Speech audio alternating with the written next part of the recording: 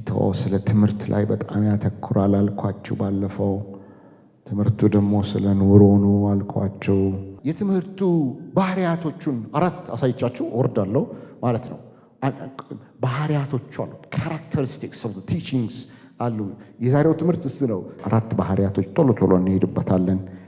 አንደኛ ክርስቶስ ተኮር ናቸው ትምህርቶቹ። አንደኛ ጢሞቴዎስ ምዕራፍ 6 ላይ ቁጥር 3 ማንም የሐሰት ትምህርት ቢያስተምር ይለና የሐሰት ትምህርት እንዴት እንደሚታወቅ ይናገራል። ከጌታችን ከኢየሱስ ክርስቶስ ጤናማ ጋር ከጌታችን ከኢየሱስ ክርስቶስ ጤናማ ቃል ጋር የሚጣረስ ከሆነ የሐሰት ትምህርት ነው። አሮ ከኔ ጋር ናችሁ? ከክርስቶስ ጤናማ ቃል ጋር የማይስማማ ከሆነ ኢሚዲየትሊ የሐሰት ትምህርት ነው።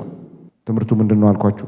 ክርስቶስ ተኮር ነው ትምህርቱ። አዎ ስትሰሙት፣ አዎ ክርስቶስም እንዲህ ነው ያስተማረው፣ አዎ ከዚህ ከትምህርቱ ጋር አብሮ ይሄዳል፣ ይሄ ጌታ ካስተማረው ጋር ከኑሮ ጋር አይሄድም እንድንል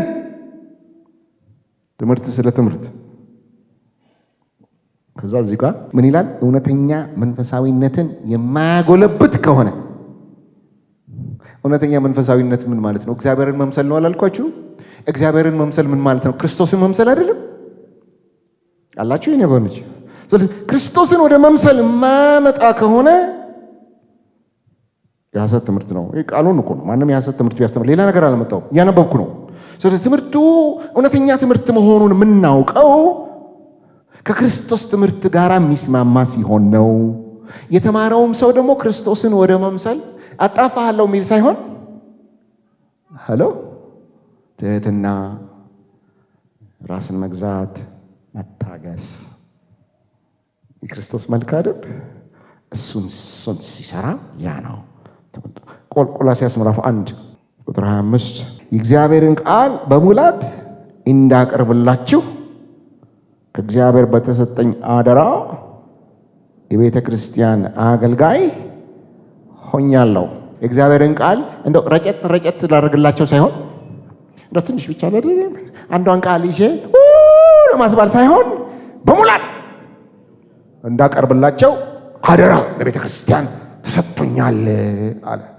አገልግሎቴ የእግዚአብሔርን ቃል በሙላት ለማቅረብ እንጂ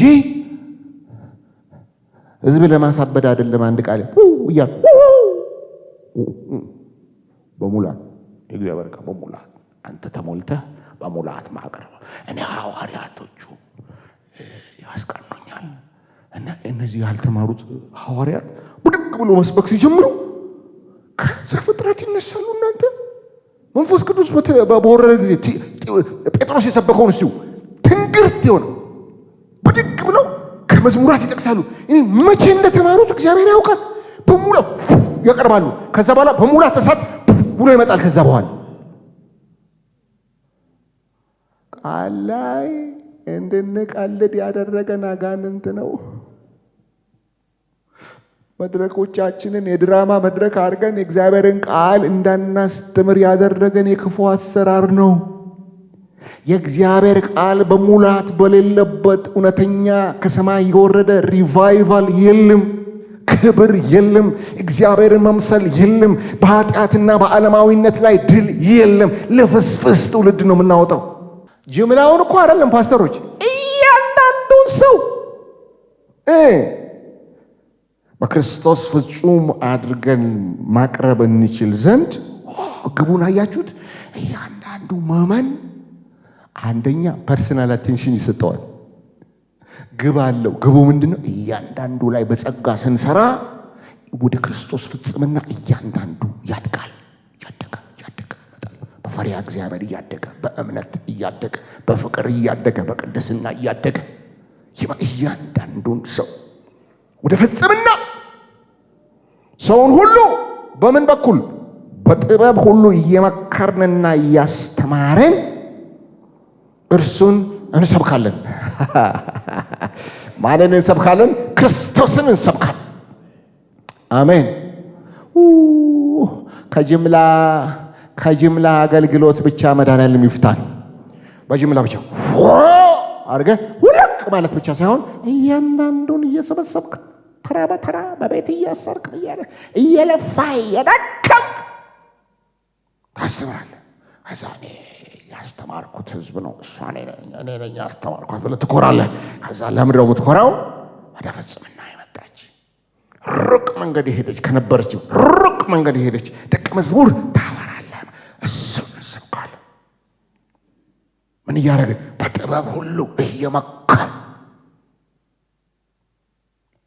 ለልጆቻችን አክሰሰብል እየሆንን ተደራሽ እየሆንን ይህንን ሰብስበን እንሰራለን።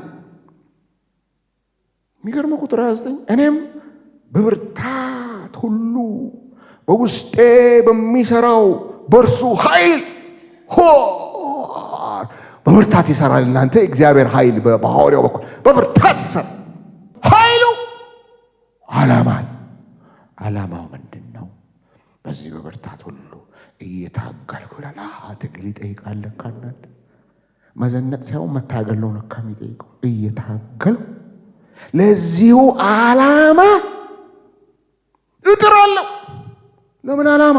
እያንዳንዱን ሰው ወደ ክርስቶስ ፍጽምና ለማምጣት አዳራሽ ሁሉ ተሰብስቦ የተንቆጠቆጠ መብራት እያበሩ ስጋውያንን መፈልፈል የእግዚአብሔር አገልግሎት አይደለም። ዓለማውያንን መፈልፈል፣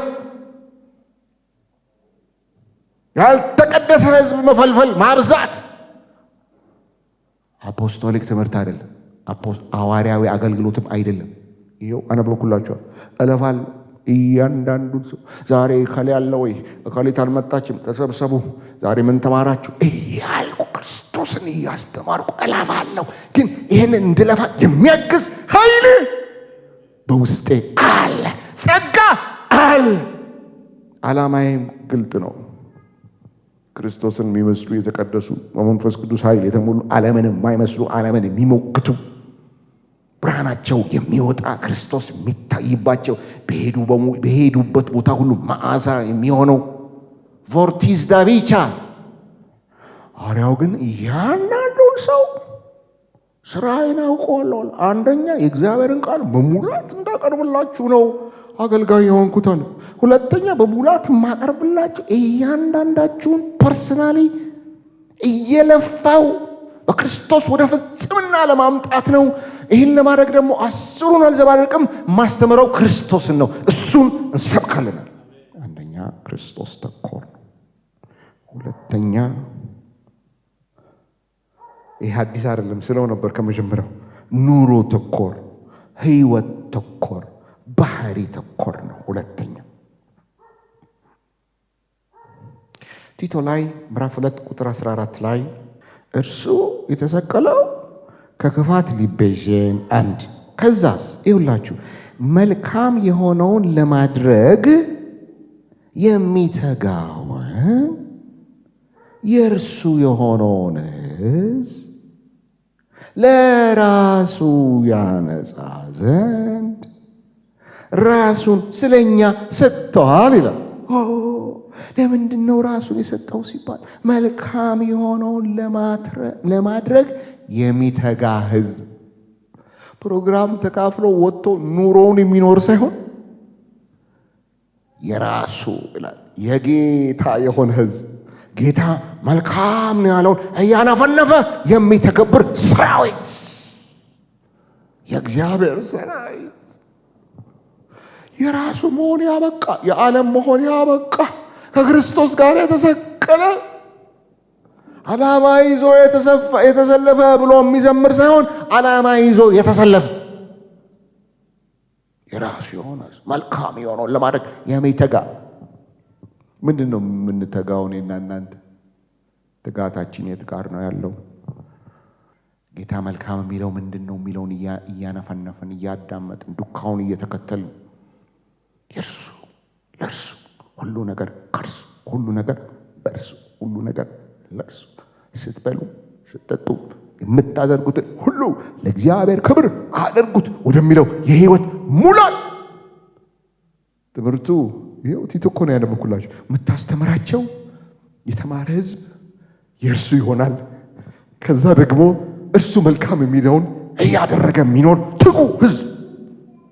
አሜን። እስቲ አሜን።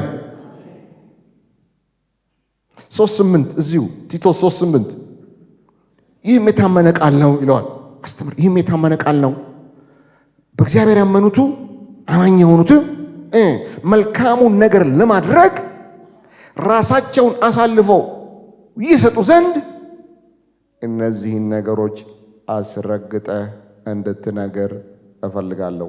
እነዚህን ነገሮች አስረግጠ ተናገር። ለምን? አማኞች መልካሙን ነገር ለማድረግ መትጋት ብቻ ሳይሆን ነፍሳቸውን እስኪሰጡ ድረስ፣ ሁለንተናቸውን እስኪሰጡ ድረስ። እኔ የምልህ ተምረህ ስታበቃ ከአንተ ዛቢያ ካልወጣህ አልተማርክም። አንተ ዛቢያ በቃ አልተመቸኝም፣ ጌታ ሆይ አስበኝ፣ ጌታ ሆይ ባረካኝ፣ ጌታ ሆይ አስፋኝ፣ ጌታ ሆይ ድንበሬን አስፋ፣ ጌታ ሆይ በዓለም አዙረኝ፣ ጌታ ሆይ ልብስ ቀይረልኝ፣ ጌታ ሆይ መኪና ያስፈልገኛል፣ የትዳርስ ጉዳይ፣ የልጆች ጉዳይ ሰብስበህ አንተም ደግሞ ያልፈላችኋል፣ ትሻገራላችሁ፣ ትበጣጥሳላችሁ፣ እናንተ ድንቅ ናችሁ ካልካቸው ፉርሽ ኤክስ ክርስቶስ የሞተው አንተን ለማሽሞንሞን ሳይሆን አንተ ላይ ጸጋ አምጥቶ፣ አንተ ላይ ብርሃን አምጥቶ፣ አንተ ላይ በረከት አምጥቶ አንተ ብድግ ብለህ ከክርስቶስ ጋር የምታገለግል ሰራዊት እንድትሆን ነው የተንጠለጠለው ደሙን ያፈሰሰው እንጂ እሁድ መጥተህ እሽሩሩ ተብለህ የራስን ኑሮ እንድትቀጥላል። ዳያፐር ማቀበል ብቻ አይደለም የፓስተር አገልጋይ፣ ዳያፐር ማስጣል ነው። እኔ ተሰሎንቄ 4:1 በቀረውስ ወንድሞች ሆይ እግዚአብሔርን ደስ ለማሰኘት እንዴት መኖር እንደሚገባችሁ አስተምረናቸው።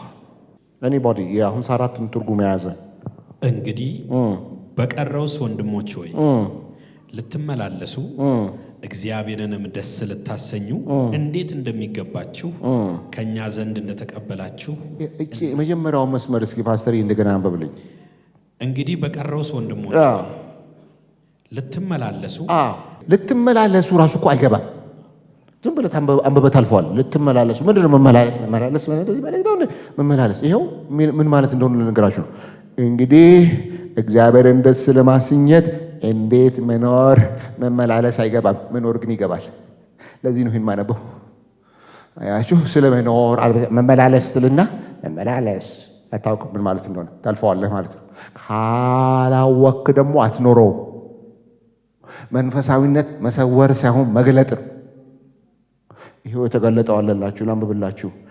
እግዚአብሔር ደስ ለማሰኘት አንተን ደስ ለማሰኘት አይደለም፣ እግዚአብሔርን ደስ ለማሰኘት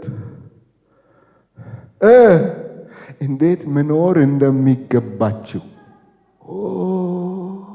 ለካ እግዚአብሔር ደስ የሚሰኘው በዋናነት በመኖር ነው። እግዚአብሔርን ደስ ለማሰኘት እንዴት መኖር እንዳለባችሁ አስተማርናችሁ። ሐዋርያው ምንድን ነው ያስተማረው? ኑሮ። ለምን? እግዚአብሔር በኑሯችን ደስ ስለሚሰኝ። ስለዚህ ትምህርት በዋናነት ምንድን ነው? ኑሮ ተኮር ነው ማላችሁ እኮ። ለዚህ ነው እኮ ኑሮው ደግሞ ለኛ ደስታ ሳይሆን ለእግዚአብሔር ደስታ ነው። ግን ለሰው እንዳትናገሩ ሚስጥር ነው ብነግራችሁ። ለጌታ ደስታ ከኖርክ እንዳንተ ደስተኛ ሰው በሰማይና በምድር ተፈልጎ አይገኝም። ለሰው እንዳትናገሩ ሚስጥር ነው። ለራስህ ደስታ ከኖርክ ደግሞ እንዳንተ ሚዘረብል፣ እንዳንተ መከረኛ፣ እንዳንተ ረጅም ፊት ተፈልጎ አይገኝም። ደስታ በፍለጋ አይገኝም። ደስታ በማስደሰት ነው የሚገኝ። ሚስጥር ነችን ያዛት ለሰው እንዳትናገር እና በክርስቶስ ወንድሞች እግዚአብሔርን ደስ ለማሰኘት እንዴት መኖር እንደሚገባችሁ አስተምረናችኋል። በእርግጥም እንደዚያው እየኖራችሁ ነው። ባለፈው ፓስተሮች በዚህ ንቅና ብያችሁ ነበረ። ከቀናን በዚህ ንቅና። ምን አይነት ጸጋ ነው! አስተማረና ህዝቡ ቀጥለጥ ብሎ ለጌታ ደስታ መኖር ጀመረ። በእርግጥም እንደዚያው እየኖራችሁ ነው ሐዋርያ ይልሃል። የሚያስቀና ስለሆነም በጌታ በኢየሱስ የምንለምናችሁና የምንመክራችሁ ከዚህ በበለጠ ሁኔታ በዚሁ እንድትገፉበት ነው። ሌላ ትምህርት የለኝም ብሎ ቁጭ። እግዚአብሔርን ደስ ለማሰኘት ከመኖር እግዚአብሔርን ከመምሰል ክርስቶስን ከመምሰል የበለጠ መንፈሳዊነት ካገኘህ ንገረኝ። እኔ ያላገኘውም በቅዱስ መጽሐፍ በዚሁ ግፉበት። አንደኛ ቆሮንቶስ ምዕራፍ 4:17 አስደናቂ የሐዋርያ ጳውሎስ ቃል። እንግዲህ በጌታ የተወደደውንና የታመነውን ልጄን ጢሞቴዎስን የላኩላችሁ በዚህ ምክንያት ነው ይላል። በጌታ የተወደደውን ልጄን ጢሞቴዎስን ላኩላችሁ ይልና ለምንድን ነው የተላከው? እስቲ ያስተውሉ ወገኖች። ለምን ላከው ስትሉ እርሱም በየስፍራው በሚገኙ አብያተ ክርስቲያናት ሁሉ ከማስተምረው ትምህርት ጋር የሚስማማውን በክርስቶስ ኢየሱስ የሆነውን የሕይወት አካሄዴን ያሳስባቸዋል። ጢሞቴዎስ ና እልክሃለሁ። ምንድን ነው መልእክቱ? ሂድና ሐዋርያው ጳውሎስ የሚኖረው ልክ እንደሚያስተምረው ነው በላቸውና ተመልሰና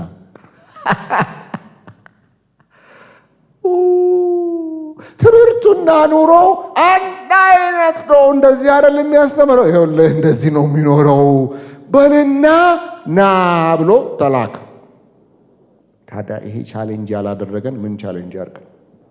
የእኛን ደቀ መዝሙር አንዱን ጠርተን ሂድና እዛ የተከልኩት ቤተ ክርስቲያን ይገርምሃል፣ በየቦታው የሚያስተምረው ትምህርትና በግል ስናየው ደግሞ የሚኖረው ኑሮ አንድ አይነት ነው ብለህ ንገራቸው። እኛ ደግሞ ምንድን ነው የምንለው? ቃሉን ስማ እንጂ እኔን አትመልከት ነው የምንለው። ሰው አትመልከት፣ ክርስቶስን ተመልከት። ለምን ግራ የገባን ፍጥሮች ስለሆነን ማለት ነው።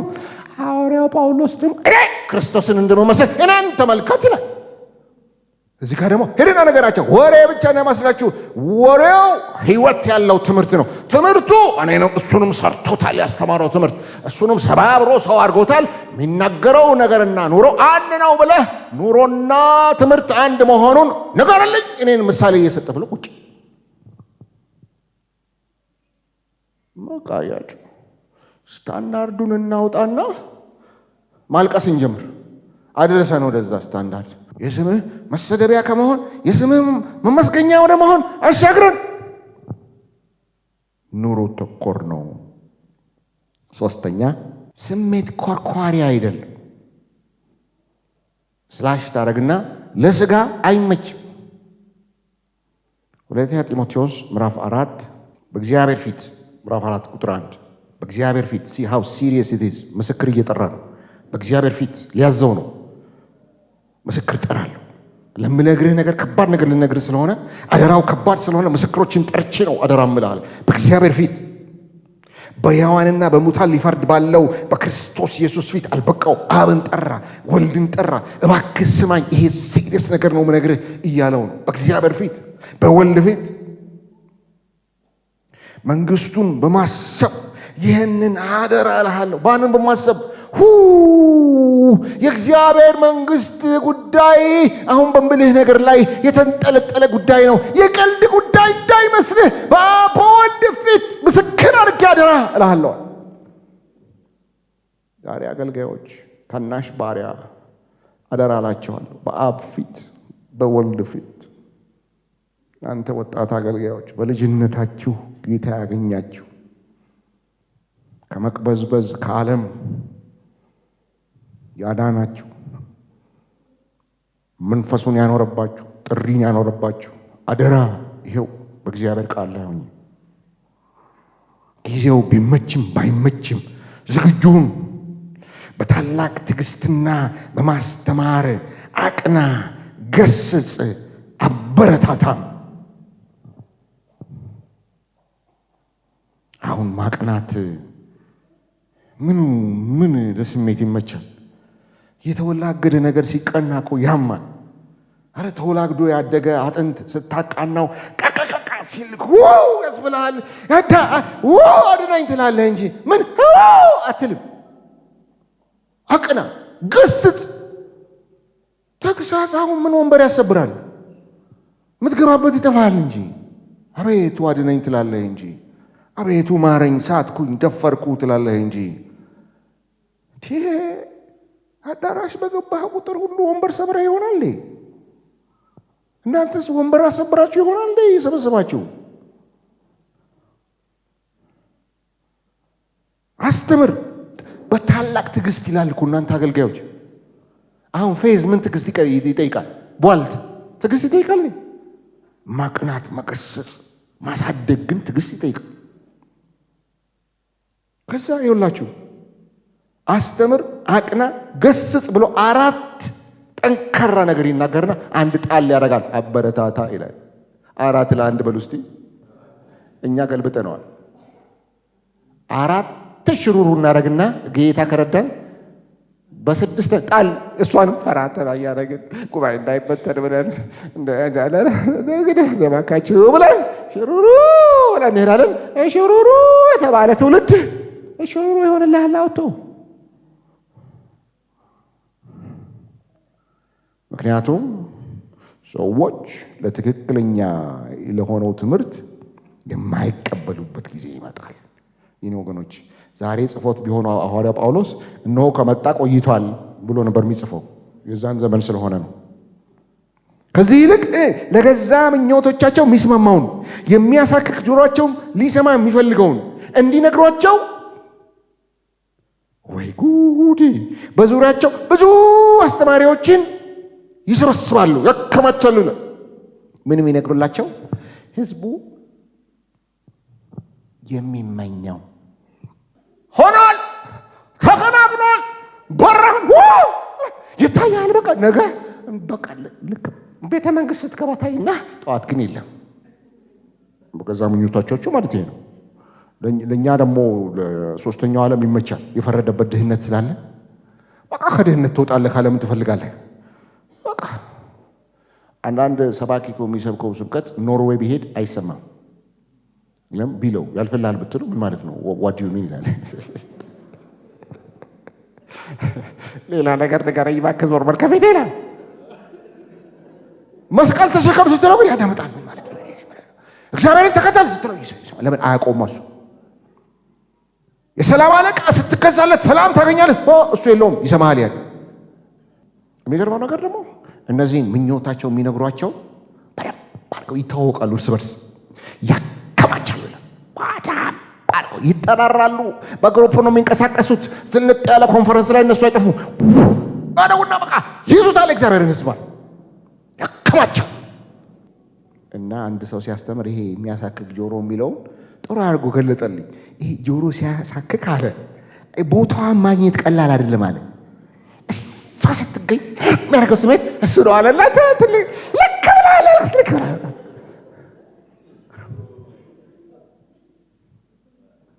ትክክለኛው ትምህርት ግን ዋስ በመሬት ስትለው ዞር በል እኔ በአየር ላይ ነው የምፈልገው ይላል። ራስህን ካድ ስትለው አይወድም። ማራናታ ስትለው አይወድም። እግዚአብሔርም ቅድስና ስትለው አይወድም። ዓለማዊ ምኞትን ተው ስትለው ይተኛል። አለመድም። ስሜት ኮርኳሪ አይደለም እያልኩኝ ነው። ትክክለኛው ትምህርት የኤርሚያስን ጥሪ ነብዩ ኤርሚያስን ጥሪ ላንብብላችሁ።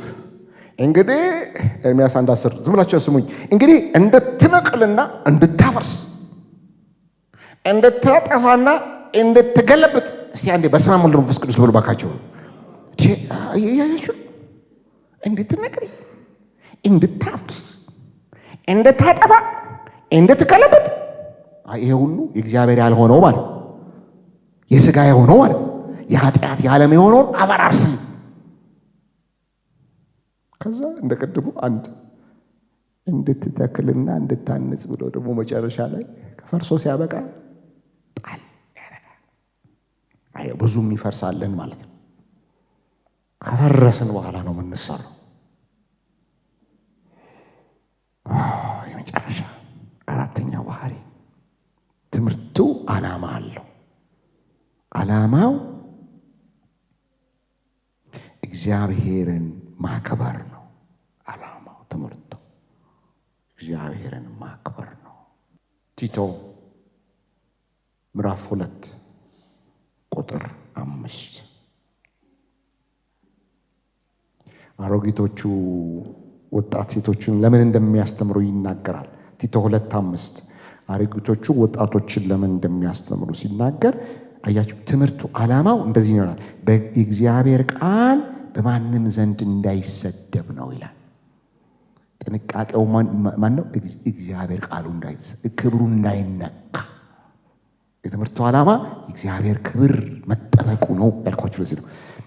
እኔ አላውቅም ምን እየተማረች እንደምትመጣ ቸርች ብላ ትሄዳለች። ይኸው በጣለት ጨርሰኝ ነው ከተባልሽ ትምህርቱን አሰደብሽ ማለት ነው። እናትሽ እንደዚህ ካሉሽ ማለት ነው። እዛ ደህና ነበረች በፊት አላውቅም ምን እንደሆነች። እዛ ቦታ ከሄደች በኋላ ያሳበዳት ነገር ካለ አላውቅም ካሉ ከአንቺ የተነሳ የእግዚአብሔር ቃል ተሰደበ ማለት ነው። አስተምር። ለምን? የተማሩ ሰዎች ስነ ስርዓት ስለሚኖራቸው ቃለ እግዚአብሔር ከነሱ የተነሳ አይሰደብም። ኮንሰርኑን አያችሁ፣ የሚያሳስበው ነገር አያችሁ። ነገሩ ሰማያዊ ነው፣ ነገሩ እግዚአብሔርን ማክበር ነው ብላችሁ ለዚህ ነው ወገኖች እዚሁ ምዕራፍ 2 ቁጥር 8